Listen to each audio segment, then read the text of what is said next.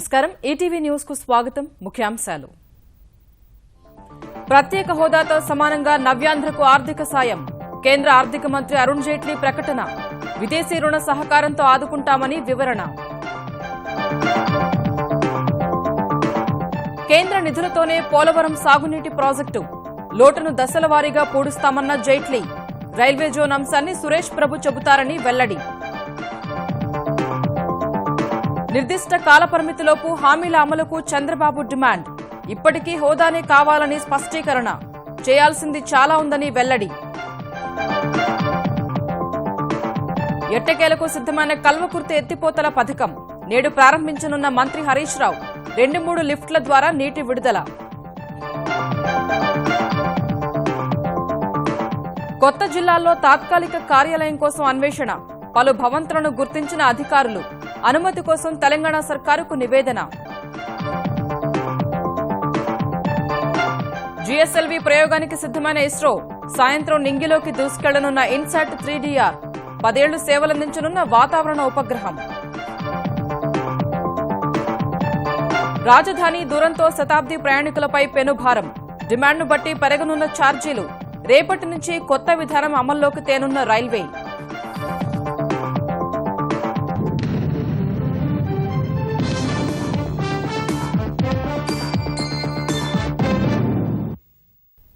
తీవ్రమైన ఆర్థిక లోటుతో ప్రస్థానాన్ని ప్రారంభించిన ఆంధ్రప్రదేశ్ నిలదొక్కునేందుకు అవసరమైన ఆర్థిక సహకారాన్ని అందిస్తామని కేంద్రం ప్రకటించింది. ప్రత్యేక హోదాకు సమానమైన ప్రయోజనాలను నవ్యాంధ్రకు అందిస్తామని ఆర్థిక మంత్రి అరుణ్ జైట్లీ స్పష్టం చేశారు.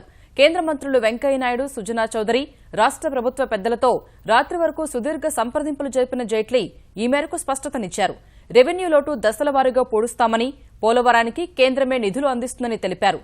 విదేశీ ఆర్థిక సంస్థలతో చేపట్టే ప్రాజెక్టుల ద్వారా ప్రత్యేక హోదా స్థాయిలో ఆర్థిక సాయం అందిస్తామని వివరించారు. బుధవారం ఉదయం నుంచి రాత్రి వరకు ముఖ్యమంత్రి చంద్రబాబు, రాష్ట్రానికి చెందిన కేంద్ర మంత్రులు, భాజపా నాయకులతో సుదీర్ఘ కసరత్తు చేసిన కేంద్ర ఆర్థిక మంత్రి అరుణ్ జైట్లీ ప్రత్యేక హోదాకు తగినట్లుగా ఆంధ్రప్రదేశ్కు ఆర్థిక సాయం అందిస్తామని స్పష్టం చేశారు. ఆర్థిక శాఖ అధికారులు, నీతి ఆయోగ్ సభ్యులు, ప్రధానమంత్రి కార్యాలయంతో నిరంతర సంప్రదింపుల అనంతరం నవ్యాంధ్రకు చేసే సాయంపై జైట్లీ స్పష్టత ఇచ్చారు. ఆంధ్రప్రదేశ్ పునర్విభజన చట్టం, 14వ ఆర్థిక సంఘం, రాజ్యసభలో నాటి ప్రధాని ఇచ్చిన హామీ, నీతి ఆయోగ్ సిఫార్సుల ఆధారంగా రాష్ట్రానికి సాయం అందుతుందని తెలిపారు. పునర్వ్యవస్థీకరణ చట్టం ప్రకారం ఇచ్చిన ప్రతి హామీని తప్పక అమలు చేస్తామన్నారు. రెవెన్యూ లోటు భర్తీకి ఇప్పటికే 3,975.57 కోట్లు ఇచ్చినట్లు తెలిపిన ఆయన మిగిలిన మొత్తాన్ని విడతల వారీగా విడుదల చేస్తామని ప్రకటించారు. ఈ విషయంలో అదనపు వ్యయాన్ని లెక్కలోకి తీసుకోబోమని స్పష్టం చేశారు. రాజధాని అభివృద్ధికి 2,500 కోట్లు ఇచ్చామని జైట్లీ వివరించారు. 14వ ఆర్థిక సంఘం సిఫార్సుల ప్రకారం ఏ రాష్ట్రానికి ప్రత్యేక హోదా ఉండదని స్పష్టం చేసిన జైట్లీ హోదాకు సమానమైన ఆర్థిక ప్రయోజనాలను 2015 నుంచి 5 ఏళ్ల పాటు ఆంధ్రప్రదేశ్కు అందిస్తామని ఢిల్లీలో ప్రకటించారు. We have decided to give a special assistance measure for the state of Andhra Pradesh, wherein an amount equivalent to what they would have got if that statement could have been implemented will be compensated to the state by virtue of externally aided projects, so that in spirit at least we are able to honor the substance of that statement of 20th February also, even though as per the Finance Commission's report those category of states now ceases to exist. జాతీయ project కింద గుర్తించిన పోలవరం సాగునీటి ప్రాజెక్టుకు కేంద్ర ప్రభుత్వమే నిధులు సమకూరుస్తుందని జైట్లీ స్పష్టం చేశారు. The Polavaram project, that is the irrigation part of the project, has been declared a national project, and therefore as on 1/4/2014, from which date it becomes the national project, the funding from that date onwards is going to be met by the central government. The future after 1/4/2014 will be 100%. We will authorize the state government to do the construction part because the state has an interest. ఆంధ్రప్రదేశ్లో కేంద్ర ప్రభుత్వ రంగ సంస్థలు, విద్యా సంస్థల పూర్తికి అయ్యే వ్యయాన్ని మదింపు చేస్తున్నామన్న ఆర్థిక మంత్రి అందుకయ్యే మొత్తాన్ని భర్తీ చేస్తామన్నారు. పెట్టుబడి, తరుగుదల రాయితీల్ని కేంద్రం ఆమోదించిందన్న జైట్లీ పార్లమెంటు సమావేశాల తరువాత నవ్యాంధ్రకు సంబంధించిన అంశాలపై చర్చిస్తామన్నారు. There are several other issues, some of which are under examination. The concerned ministries, the railway zone issue, the steel plant issue, the home ministry's decision with regard to the delimitation of constituencies, those changes which are to be made. There are several other issues which are under consideration. So I think for today what I have announced is enough. Tax incentives which we have given already, the notification with regard to that will be issued immediately by the CBDT. Chennai, Bengaluru, Visakhapatnam, Chennai పారిశ్రామిక నడవ అంశాన్ని వాణిజ్య శాఖ పరిశీలిస్తోందన్న Jaitley railway zone విషయాన్ని ఆ శాఖ మంత్రి సురేష్ ప్రభు ప్రకటిస్తారని వెల్లడించారు. ఆంధ్రప్రదేశ్ నిలదొక్కునేంత వరకు కేంద్రం సాయం చేస్తూనే ఉంటుందని కేంద్ర పట్టణాభివృద్ది శాఖ మంత్రి వెంకయ్యనాయుడు తెలిపారు. విభజన చట్టంలో పేర్కొన్న హామీలను నిర్దిష్ట సమయంలోపే అమలు చేస్తామని అరుణ్ జైట్లీ ప్రకటన తర్వాత వివరించారు. ఆంధ్రప్రదేశ్ను కేంద్రం ప్రత్యేకంగా చూస్తోందని తెలిపిన ఆయన జాతీయ రహదారులకు 64,000 కోట్లు, పెట్రోలియం విశ్వవిద్యాలయం, పెట్రోలియం కాంప్లెక్స్ వంటి నిర్మాణాలకు 50,000 కోట్లు ప్రకటించామని గుర్తు చేశారు. చట్టంలో పేర్కొన్న ప్రతి సంస్థను అనుకున్న సమయం కంటే ముందే ఏర్పాటు చేస్తామని వెంకయ్యనాయుడు వివరించారు. విషయం అధ్యయనంలో ఉంది. రైల్వే మంత్రి ఆంధ్రప్రదేశ్ ఉన్నాడు కాబట్టి త్వరలో నిర్ణయం తీసుకోవడం జరుగుతుంది. కేంద్ర ప్రభుత్వం ఆంధ్రప్రదేశ్ని ప్రత్యేక రాష్ట్రంగా గుర్తించి, ఎందుకంటే విభజన సందర్భంగా అన్యాయం జరిగింది కాబట్టి ఆ అన్యాయాన్ని సరిదిద్దే అన్ని రకాల ప్రయత్నాలు చేస్తూ ఉంటుంది. పైపెచ్చు నా అభిప్రాయం ప్రకారం ఇది నిరంతరం కొనసాగాల్సిన ప్రక్రియ. ఆంధ్రప్రదేశ్ సొంత కాళ్లపై నిలదొక్కునేంత వరకు కేంద్రము రాష్ట్రానికి సహాయం చేస్తూనే ఉంటుంది. ఈ విషయాలపైన సవివరంగా మేము మళ్ళా త్వరలోనే ప్రకటన చేస్తాం, ఏమేమి చేశామనే విషయం కూడా.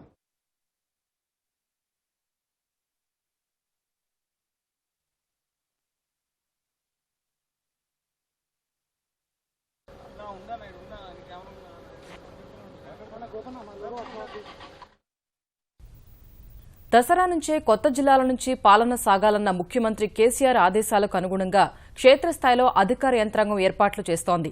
ఇప్పటికే స్పష్టత వచ్చిన కొత్త జిల్లాల్లో కలెక్టర్, ఎస్పీ కార్యాలయాల ఎంపికను పూర్తి చేసిన అధికారులు ప్రభుత్వ ఆమోదం కోసం నివేదించారు.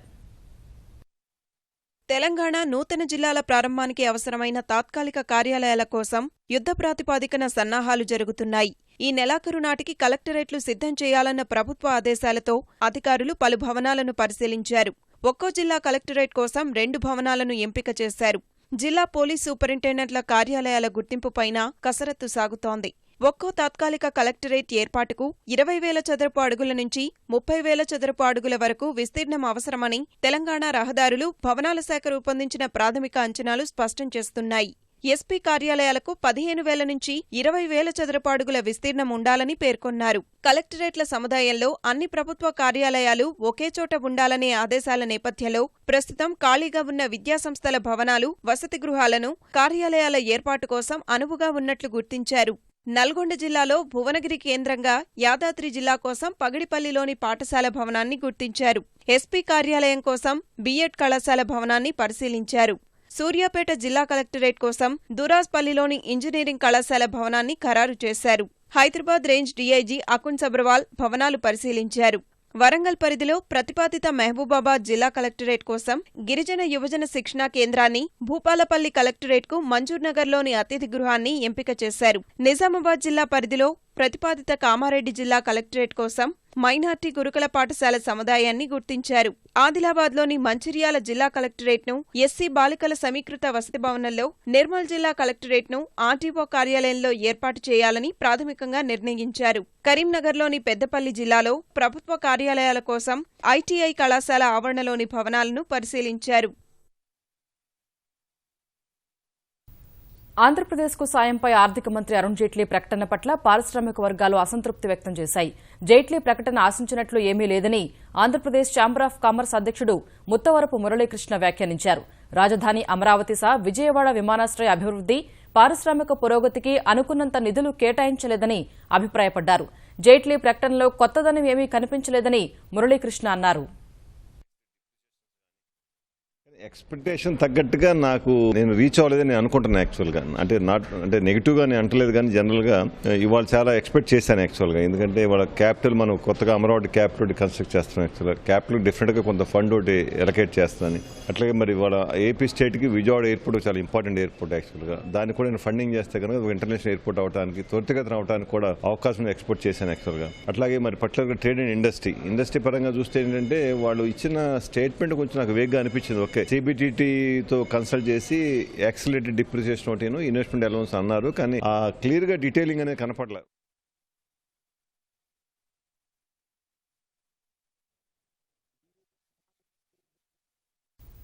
కొత్తగా ఏర్పడే జిల్లాల కేంద్రాలను జాతీయ రహదారులతో అనుసంధానిస్తామని తెలంగాణ రహదారులు భవనాల శాఖ మంత్రి తుమ్మల నాగేశ్వరరావు తెలిపారు. కొత్త జిల్లాల ఏర్పాటు నేపథ్యంలో రహదారులు, భవనాలు, స్త్రీ శిశు సంక్షేమ శాఖలో సిబ్బంది సర్దుబాటుపై అధికారులతో ఆయన సమీక్ష నిర్వహించారు. కింది స్థాయిలో అవసరమైన సిబ్బందిని పొరుగు సేవల ద్వారా నియమించుకోనున్నట్లు తెలిపారు.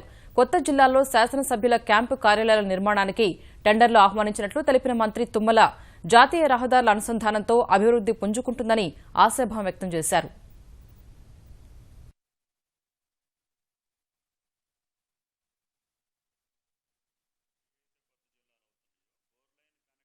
లేని ప్రాంతాలని జాతీయ రహదారులుగా ప్రకటించుకున్నాం. 99% కొత్త హెడ్ క్వార్టర్స్ కూడా జాతీయ రహదారులు అనుసంధానం చేస్తున్నాం. కాబట్టి రేపు భవిష్యత్తులో ఈ రోడ్స్ శాంక్షన్ అయితే ఆ జిల్లాలకు కూడా 4 లైన్ అవుతుంది. ఇప్పుడు నాకు తెలిసి అన్ని 27 జిల్లాలు అనుకునే అన్ని కూడా జాతీయ రహదారుల యొక్క కనెక్టివిటీలోనే ఉన్నాయి.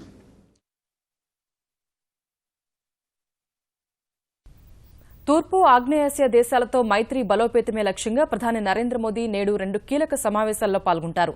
లావోస్ రాజధాని వియాంటియాన్లో జరిగే 14వ ఆసియాన్ భారత్ శిఖరాగ్ర సదస్సు, 11వ తూర్పాసియా శిఖరాగ్ర సదస్సుకు మోదీ హాజరు కానున్నారు. 18 దేశాల అధినేతలు పాల్గొనే తూర్పు ఆసియా సదస్సులో సముద్ర భద్రత, ఉగ్రవాదంపై పోరు, అణు నిరాయుధీకరణ, వలసలు, ఇతర ప్రాంతీయ, అంతర్జాతీయ అంశాలపై చర్చిస్తారు.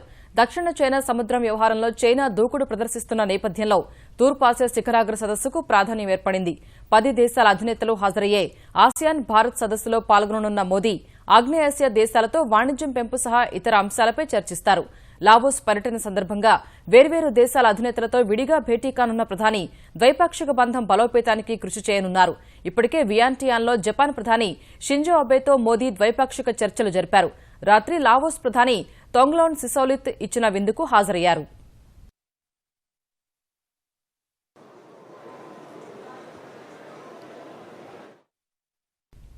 ప్రధాని మోదీ, అమెరికా అధ్యక్షుడు ఒబామా నేడు మరోమారు సమావేశం కానున్నారు. ఆసియాన్ శిఖరాగ్ర సదస్సు కోసం లావోస్ రాజధాని వియాంటియాన్కు చేరుకున్న ఇద్దరు నేతలు మధ్యాహ్నం సమావేశమై ద్వైపాక్షిక చర్చలు జరుపుతారని శ్వేతసౌధం తెలిపింది. 2 ఏళ్లలో మోదీ, ఒబామా 7 సార్లు సమావేశమై ఇరు దేశాల సంబంధాలను ఉన్నత స్థితికి తీసుకెళ్లారు. 2014 సెప్టెంబర్లో ప్రధాని అమెరికా పర్యటన సందర్భంగా తొలిసారి సమావేశమైన మోదీ, ఒబామా తర్వాత వేర్వేరు సందర్భాల్లో కలిశారు. గత ఆదివారం చైనాలోని హాంగ్జాలో G20 శిఖరాగ్ర సదస్సులోనూ ప్రధాని, అమెరికా అధ్యక్షుడు కాసేపు ద్వైపాక్షిక చర్చలు జరిపారు. జీఎస్టీపై ముందడుగు అంశాన్ని ప్రస్తావించిన ఒబామా, మోదీ సాహసోపేత విధానాలను అమలు చేస్తున్నారంటూ ప్రశంసలు కురిపించారు. భారత అంతరిక్ష పరిశోధనా సంస్థ ఇస్రో నేడు మరో కీలక ప్రయోగం చేపట్టనుంది. సాయంత్రం 4 గంటల 10 నిమిషాలకు GSLV F-05 వాహక నౌక ద్వారా ఆధునిక వాతావరణ ఉపగ్రహం ఇన్సాట్ 3DR ను ప్రయోగించనుంది. ఇందుకోసం ప్రారంభించిన 29 గంటల కౌంట్ డౌన్ నిరాటంకంగా సాగుతోంది. ఇస్రో పూర్తి స్వదేశీ పరిజ్ఞానంతో రూపొందించిన క్రయోజెనిక్ సాంకేతిక సాయంతో 2వ లాంచ్ ప్యాడ్ నుంచి 3 దశల్లో ఈ ప్రయోగం నిర్వహిస్తారు. ఈ ప్రయోగం ద్వారా భూస్థిర కక్షలోకి ఇస్రో ప్రవేశపెట్టనున్న 2211 కిలోల బరువైన ఇన్సాట్ 3DR ఉపగ్రహం నిర్దేశిత కక్షలో 10 ఏళ్లు పనిచేస్తుంది. ఆంధ్రప్రదేశ్కు ప్రత్యేక హోదానే కోరుకుంటున్నానని ముఖ్యమంత్రి చంద్రబాబు స్పష్టం చేశారు. రాష్ట్రాభివృద్ది దృష్ట్యా ఇచ్చింది తీసుకోవడం తప్ప వేరే మార్గం లేదన్న ఆయన జైట్లీ ప్రకటించిన విషయాలన్నింటికీ చట్టబద్దత ఉండాలని, నిర్దిష్ట కాలపరిమితిలోపు అమలు చేయాలని డిమాండ్ చేశారు. సుదీర్ఘ కసరత్తు చేసి ఆంధ్రప్రదేశ్కు కేంద్ర ప్రభుత్వం ప్రకటించిన సాయంపై సమీక్షించిన చంద్రబాబు ఇంకా చేయాల్సినవి చాలానే ఉన్నాయని వ్యాఖ్యానించారు. ఆర్థిక లోటు నేపథ్యంలో ప్రస్తుతం స్పష్టత ఇచ్చిన అంశాలను తక్షణం అమలు చేస్తే రాష్ట్రాభివృద్ధికి కొంతవరకు వెసులుబాటు వస్తుందని అభిప్రాయపడ్డారు. వచ్చిన దానికి స్వాగతిస్తూ చేయాల్సింది చాలా ఉంది. స్పెషల్ స్టేటస్ వీలు కాదు. టెక్నికల్గా మేము దానికి ఎంత డబ్బులు వస్తుందో అంత డబ్బులు ఇస్తామంటున్నారు. దానికి ఏ విధంగా ఇస్తారు అనేదాన్ని కూడా ఒక స్పష్టత ఇవ్వాలంటే ఈఏపీలో మీరు తెచ్చుకోండి, ఆ డబ్బులని మేమే పెట్టుకుంటామంటున్నారు.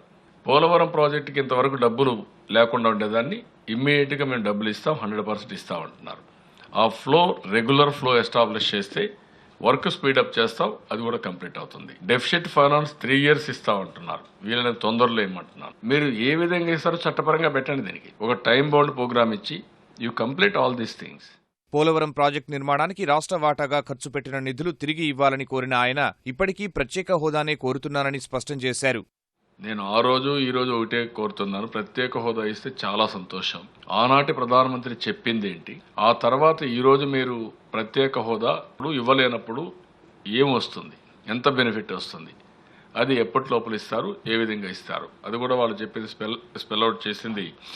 మేము ఈఏపీ ప్రాజెక్టుల ద్వారా ఎంత డబ్బులు వస్తే 15-20 మధ్యలో అంటే 5 yearsకి వచ్చినటువంటి వాల్యూ ఆఫ్ అమౌంట్ని మేము తూచా తప్పకుండా ఇస్తామని చెప్పి కమిట్ అయ్యారు. ఈ రోజు ఈ హామీ వల్ల కొంతవరకైనా సరే ఆ డబ్బులు వస్తే మనకు వెసులుబాటు వస్తుంది. కొంతమంది ఏమన్నారు, ఇండస్ట్రీస్ అవన్నీ మాట్లాడుతున్నారు. డెఫినెట్గా దానికోసం ప్రయత్నం చేస్తాం, సాధించే వరకు ముందుకు పోతాం. సరే, పవన్ కళ్యాణ్ గారు మొన్న తిరుపతిలో మాట్లాడారు. ఈ రోజు అనౌన్స్ చేసిన తర్వాత చూసిన తర్వాత వారు ఎట్ రెస్పాండ్ అవుతారు, వారిని కూడా చూద్దాం. ఇవి సాధించడం కోసం ఎవరు సహకరించా నేను అభినందిస్తాను. రైల్వే జోన్ విషయంలో ఇంకా తర్జన భర్జన అవసరం లేదని వెంటనే ప్రకటించవచ్చని ముఖ్యమంత్రి చంద్రబాబు వ్యాఖ్యానించారు. విశాఖపట్నం రైల్వే జోన్ కావాలని ఫ్రమ్ ది బిగినింగ్ డిమాండ్ చేస్తున్నారు. నేను దానికే స్టిక్ ఆన్ అయ్యాను. మీకు ఏదైనా చిన్న ఉంటే అడ్జస్ట్ చేసుకొని ఇవ్వాలి తప్ప మళ్ళీ మీరు అక్కడ కాదు ఇక్కడ అంటే మళ్ళీ మనలో ఒకప్పుడు ఇదే జరిగింది. ఏం జరిగింది, ఒకప్పుడు ఆంధ్రప్రదేశ్లో రాజధాని ఎక్కడ పెట్టాలో గొడవలు పెట్టారు. దాన్ని నేను మళ్ళీ అందరికీ ఎడ్యుకేట్ చేసి క్లారిటీ తెచ్చే పరిస్థితి తీసుకొచ్చాను. అప్పుడే క్లారిటీ వచ్చింది. రాజధాని నిర్మాణానికి సహకారం కేంద్ర విద్యా సంస్థలు, ప్రకటించిన ఇతర సంస్థలు, చట్టంలో పేర్కొన్న మిగిలిన హామీల విషయంలో ఇంకా చేయాల్సింది చాలా ఉందన్నారు. ఒక మోడర్న్ సిటీ కట్టాలనుకున్నప్పుడు పెద్ద ఎత్తున ఇన్ఫ్రాస్ట్రక్చర్ అవసరం ఉంటుంది. ఆ ఇన్ఫ్రాస్ట్రక్చర్కి అవసరమైనది లేకుండా బిల్డింగ్ల కోసం అంటే అది పెద్ద ఖర్చు కాదు. ఆ విషయంలో కూడా న్యాయం చేయాల్సిన అవసరం ఉంది. స్టీల్ ప్లాంట్ కడపలో కానీ, ఇంకో పక్క దుగ్గిరాజపట్నం పోర్ట్ కానీ, HPCL రిఫైనరీ కానీ పూర్తి కావాల్సిన అవసరం ఉంది. అదే మరి సుప్రీంకోర్టు ఒక నిర్ణయం చేశారు, హైయర్ ఎడ్యుకేషన్ విషయంలో ఇన్స్టిట్యూషన్స్ ఉన్నాయో అవన్నీ కూడా 58-30-42% రేషియోలో పంచుకోవాలని. అది గవర్నమెంట్ ఆఫ్ ఇండియా సెటిల్ చేయాల్సిన అవసరం ఉంది. ఒక కమిటీ వేసి అది కూడా తొందరలోనే పూర్తి చేయాల్సిన అవసరం ఉంది. బీహార్కు ప్రకటించినటువంటి ప్యాకేజీ వల్ల పెద్దగా ప్రయోజనం ఉండదని చంద్రబాబు అభిప్రాయపడ్డారు. కరవు వలసలకు పేరుగాంచిన మహబూబ్ నగర్ జిల్లాను సస్యశ్యామలం చేసే దిశగా తెరాస సర్కారు చేపట్టిన చర్యల ఫలితాలు ఒక్కొక్కటిగా అందుబాటులోకి వస్తున్నాయి. మహాత్మాగాంధీ కల్వకుర్తి ఎత్తిపోతల పథకం 2-3 లిఫ్ట్ల కింద ఆయకట్టుకు నేటి నుంచి నీరు అందనుంది. ఆ 2 ఎత్తిపోతల పథకాలను తెలంగాణ నీటిపారుదల శాఖ మంత్రి హరీష్ రావు ప్రారంభించనున్నారు. ఉదయం 11 గంటలకు కోడేరు మండల కేంద్రం సమీపంలోని 2వ లిఫ్ట్ మోటార్లను ప్రారంభించనున్న మంత్రి జొన్నబొగడ జలాశయం నుంచి కాల్వకు నీటిని విడుదల చేస్తారు. అక్కడే ఏర్పాటు చేసిన సభలో పాల్గొంటారు. అనంతరం నాగర్ కర్నూలు మండలం గుడిపల్లి గట్టుకు చేరుకుని కల్వకుర్తి ఎత్తిపోతల పథకం 3వ లిఫ్టును ప్రారంభించి సమీపంలోని గుడిపల్లి గట్టు జలాశయం నుంచి కాల్వకు నీరు విడుదల చేయనున్నారు. అక్కడ కూడా బహిరంగ సభలో హరీష్ పాల్గొంటారు. ప్రపంచవ్యాప్తంగా ఉగ్రవాద ముప్పు తీవ్రమైన వేళ హిందూ మహాసముద్రంలో గస్తీ పటిష్టం చేసేందుకు కేంద్రం భారీ ప్రణాళికలు రచిస్తోంది. ఇందులో భాగంగా అమెరికా నుంచి 22 ప్రిడేటర్ గార్డియన్ డ్రోన్లను కొనుగోలు చేసే ప్రయత్నాల్లో కేంద్రం సఫలమైంది. ఈ మేరకు ప్రిడేటర్ గార్డియన్ డ్రోన్లను భారత్కు విక్రయించేందుకు అమెరికా సానుకూలత వ్యక్తం చేసింది. ఇటీవల భారత్ను ప్రధాన రక్షణ భాగస్వామిగా ప్రకటించిన అమెరికా డ్రోన్ల విక్రయాలపై సానుకూలంగా స్పందించడం ప్రాధాన్యం సంతరించుకుంది. భారత్ అభ్యర్థనపై వివిధ స్థాయిల్లో అమెరికా అధికారులు ప్రక్రియ మొదలుపెట్టినట్టు తెలుస్తోంది. వచ్చే ఏడాది జనవరిలో అధ్యక్ష పదవి నుంచి ఒబామా దిగిపోయే లోపలే ఈ ప్రక్రియ పూర్తి చేయాలని వైట్ హౌస్, పెంటగాన్ సహా మరికొన్ని కీలక శాఖలు భావిస్తున్నట్టు తెలుస్తోంది. పోలీస్ స్టేషన్లలో ఎఫ్ఐఆర్ నమోదైన వెంటనే తమ వెబ్సైట్లలో 24 గంటల్లోపు పొందుపరచాలని అన్ని రాష్ట్రాలు, కేంద్రపాలిత ప్రాంతాలను సుప్రీంకోర్టు ఆదేశించింది. అంతర్జాల సంధాయకత మెరుగ్గా లేని ప్రాంతాలకు మాత్రం 72 గంటల సమయాన్ని ఇచ్చింది. మహిళలు, పిల్లలపై లైంగిక దాడులు, విద్రోహానికి సంబంధించిన కేసులు, ఎఫ్ఐఆర్లు మాత్రమే వెబ్సైట్లలో పెట్టనవసరం లేదన్న సుప్రీంకోర్టు నిర్ణీత సమయంలో ఎఫ్ఐఆర్ను వెబ్సైట్లో పెట్టకుంటే నిందితులు ఎలాంటి ప్రయోజనం పొందలేరని సర్వోన్నత న్యాయస్థానం స్పష్టం చేసింది. భారత యువ న్యాయవాదుల సంఘం చేసిన పిటిషన్పై జరిగిన విచారణలో ఈ మేరకు సుప్రీంకోర్టు తీర్పునిచ్చింది. రాజధాని, శతాబ్ది, దురంతో రైళ్లలో ప్రయాణించాలనుకునే వారు శుక్రవారం నుంచి మరింత ఎక్కువ ఛార్జీ చెల్లించుకోక తప్పదు. 3 ప్రీమియర్ రైళ్లలో విమానాల తరహా ఫ్లెక్సీ ఫేర్ విధానం రేపటి నుంచి అమల్లోకి రానుంది. ఫస్ట్ ఏసీ, ఎగ్జిక్యూటివ్ తరగతులకు పాత ఛార్జీల విధానమే కొనసాగనుండగా ఇతర తరగతులకు కొత్త పద్ధతి అమలు చేస్తారు. ఆరంభంలో 10% సీట్లను సాధారణ ఛార్జీకి అందుబాటులో ఉంచుతారు. తర్వాత 15% చొప్పున సీట్లను అందుబాటులోకి తెచ్చి ఛార్జీని 10% మేర పెంచుతారు.